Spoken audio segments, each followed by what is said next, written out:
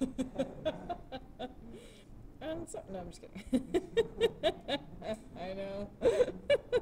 The graph of f is shown in the figure above. If the integral from 1 to 3 is 2.3 and f capital F prime is little f, then capital F of 3 minus f capital F of 0. So here's what I'm going to do. I'm going to replace that with capital F prime. Y'all okay with that? What does that mean to me?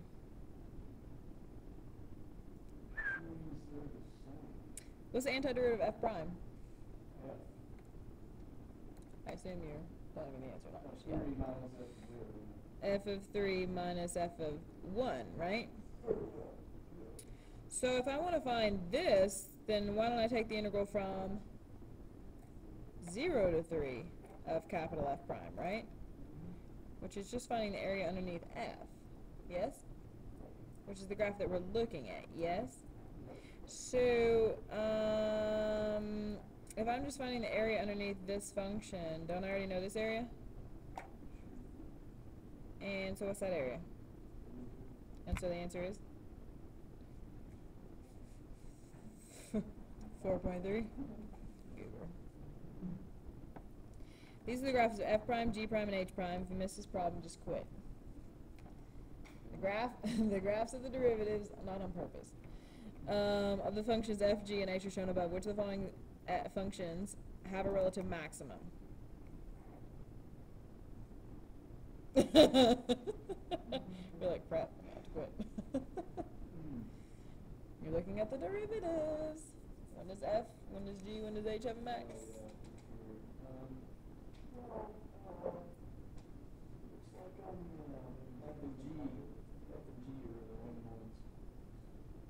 You think so?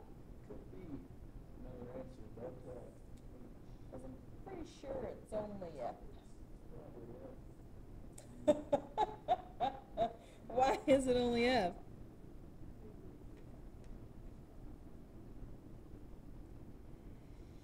F prime is negative, 0, negative, positive, negative.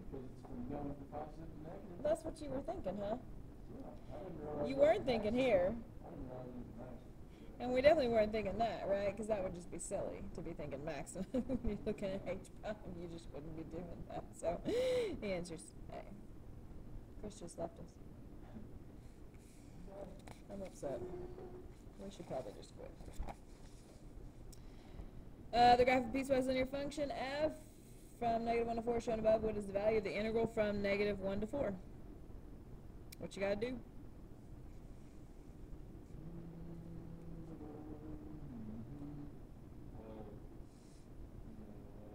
Trying to find the integral from -1 to 4? And what do you do? Alright. Isn't that just one rectangle? These two together. So 1 by 2, so that's 2. 3, 4. Minus 1. So 3 minus another one, half. So 2.5. Alright. Chris, you missed everything. You're going to have to go home and work on that for a few hours. Okay, the graph of f prime, the derivative of f, is shown above. Which of the following statements is true about f? This is f prime, right? Is f decreasing from negative?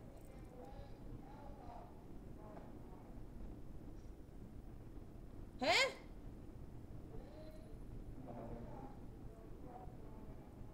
Nice. Okay. Is f decreasing from -1 to 1? No, that's f prime, right? Is f increasing from -2 to 0? Okay. Why? Because f prime is positive. I don't like the including the 0, but whatever.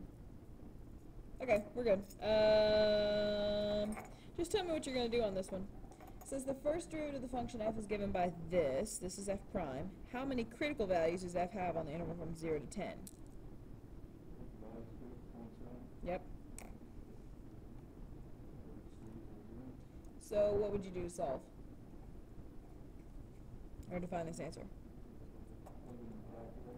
Graph it.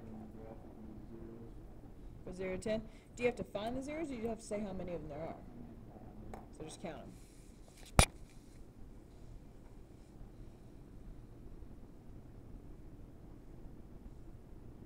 Okay, the function f has first derivative given by this. What is the x-coordinate of the inflection point of the graph of f? Remember, f prime, f double prime. A POI for f means what for f prime?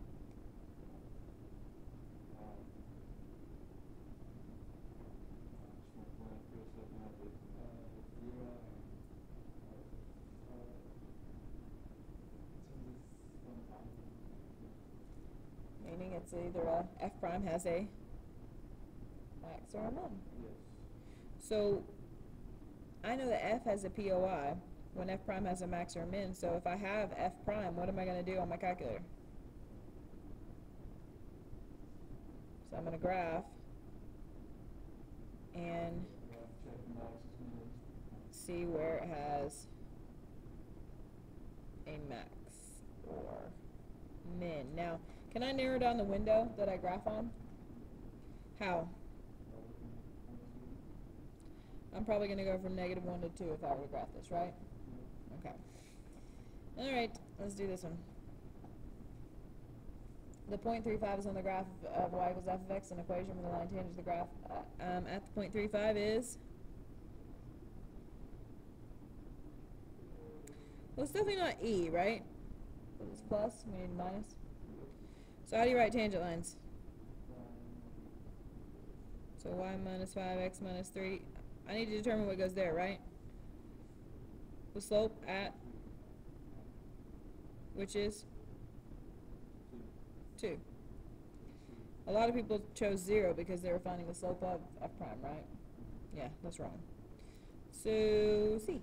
Okay. How many POIs does the graph of f have?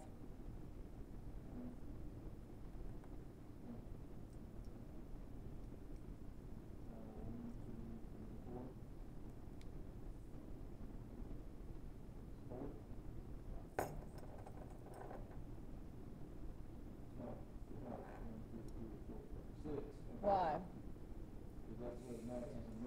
Exactly. A POI of f is a max or a min of f prime. Okay, at what value of x does the absolute minimum of f occur?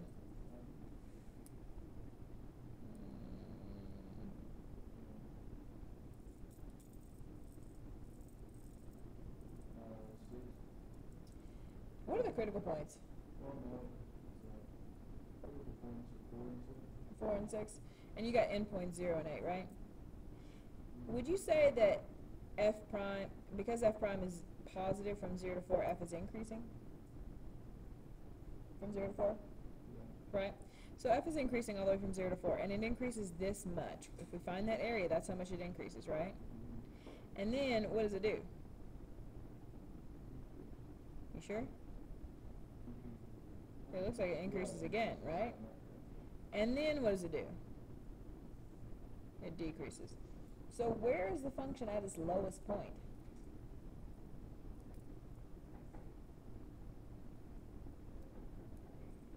It increased, and then it stopped, and then it increased some more, and then it decreased some. Where are we at its lowest? That's 0. We increased all this area, and then we increased some more, and then we decreased a little bit. So I'm thinking of 0. Does that make sense? Yeah. Okay. Don't you love pages with like 1 or 2 problems on them? This is so nice. Okay. The second derivative is given by this. For what values of x does the graph of f have a POI? When does f have a POI?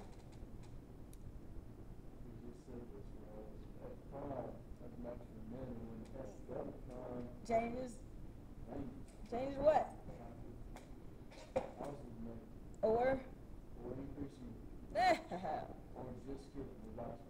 Or vice versa. Positive, negative, negative, positive. So when f double prime changes sign. When is f double prime changing sign? And?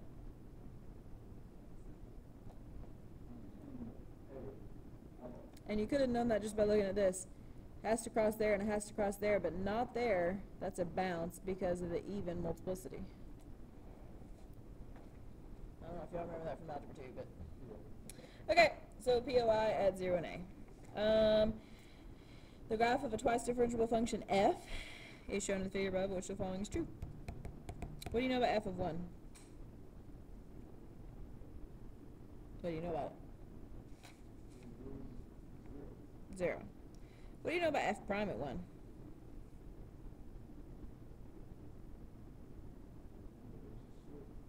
There is a slope at 1, and what is it? I don't mean numerical, but a positive slope. What about f double prime at 1?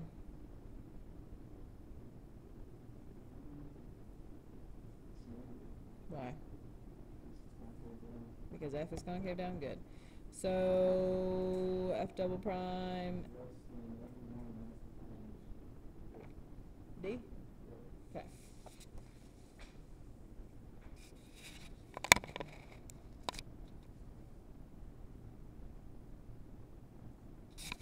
Oh, this is a big problem. Okay, on the closed interval from 2 to 4, which of the following could be the graph of the function f with the property that... So which one of these could be the graph of f if 1 over 4 minus 2 times the integral from 2 to 4 of f equals 1? Can we just work this situation right here? Like, can you tell me what this means right here? Exactly. The average value of f is 1, right?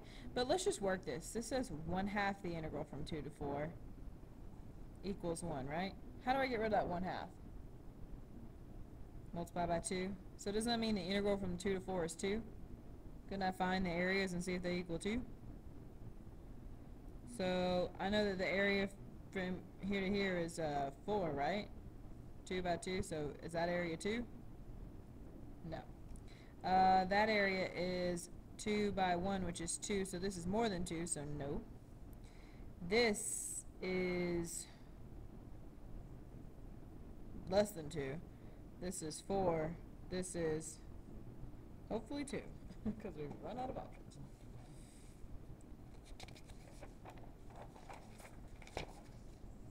Okay. This is the graph of f prime, yeah? Okay. So is f of 0 greater than f of 1? Well, here's what I know. I know that if I start at 0, what is the function doing between 0 and 1?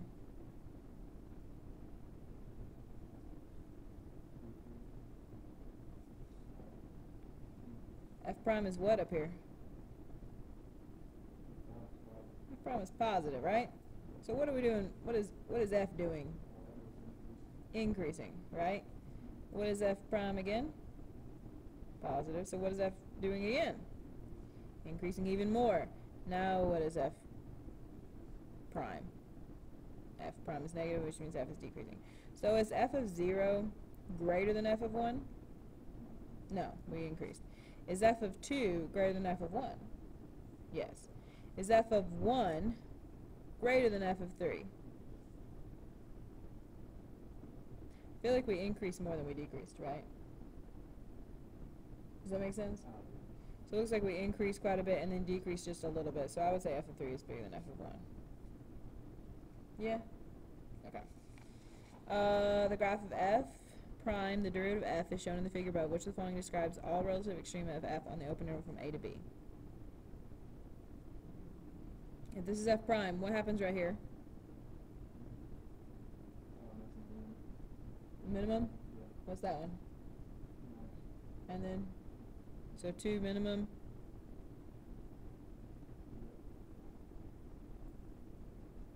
One maximum, A.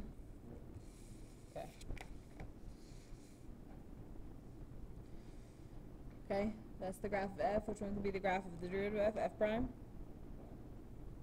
Okay, looking at the graph of f, what do you need to think about for f prime?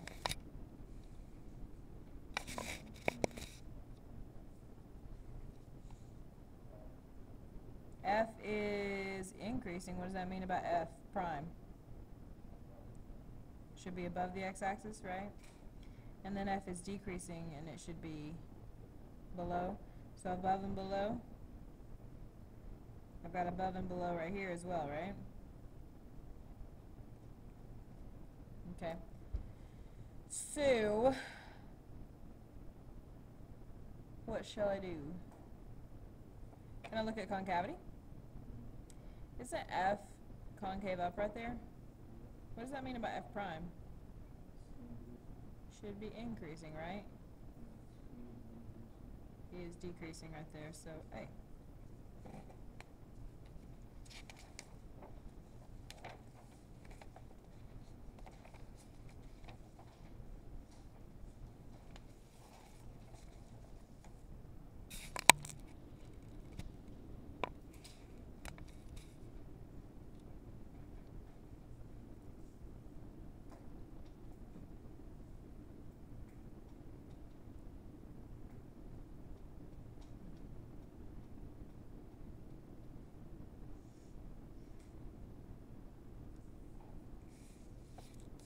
I think what I'm gonna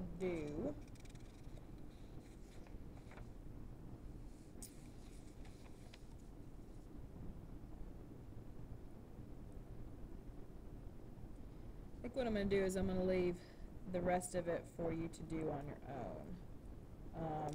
So what I'd like you to do is to work these two FRQs, this FRQ, and then the last section is a bunch of integration. So you need to practice and find the integration, and bring that to me. And just, if you have that completed, there's some more integration on the back, then I'll give you the credit, okay? So I think that's what we're gonna have to do, and we'll call it good from there.